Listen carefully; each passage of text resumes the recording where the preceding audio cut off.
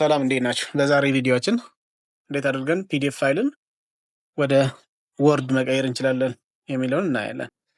ፒዲኤፍ ፋይል የምንለው ፖርቴብል ዶክመንት ፎርማት ወይም ደግሞ ኤዲቴብል ያልሆነ ወይም ደግሞ ኤዲት ልናደርግ ማንችለው አይነት የዶክመንት አይነት ሲሆን ለምሳሌ ይሄ ፒዲኤፍ ፋይል ነው። እዚህ ጋር ምንድነው ማድረግ ምንም ማለት ሰሌክት ማድረግ ነው እንጂ ኤዲት ማድረግ አንችልም ማለት ነው።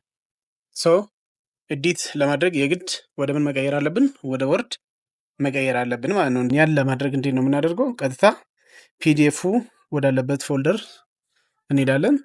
ከዛን እንደዚህ ራይት ክሊክ እናደርግበትና ኦፕን ዊዝ እንላለን። ከዛን ኦፕን ዊዝ እንልና ዊዝ ወርድ ነው ኖርማሊ በወርድ ነው የምንከፍተው።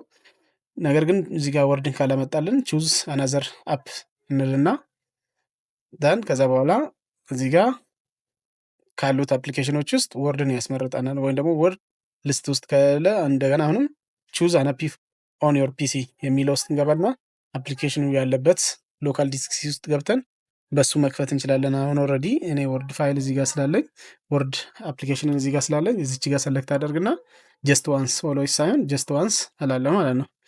ዳን ከዛ በኋላ ዲያሎግ ቦክስ ይመጣል። ያ ዲያሎግ ቦክስ ምንድን ነው?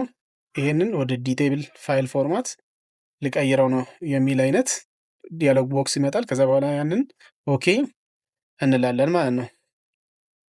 ዳን ኦኬ በምንልበት ሰዓት ይሄው እዚህ ጋር በምትመለከቱት መልኩ ኮንቨርቲንግ ይላል።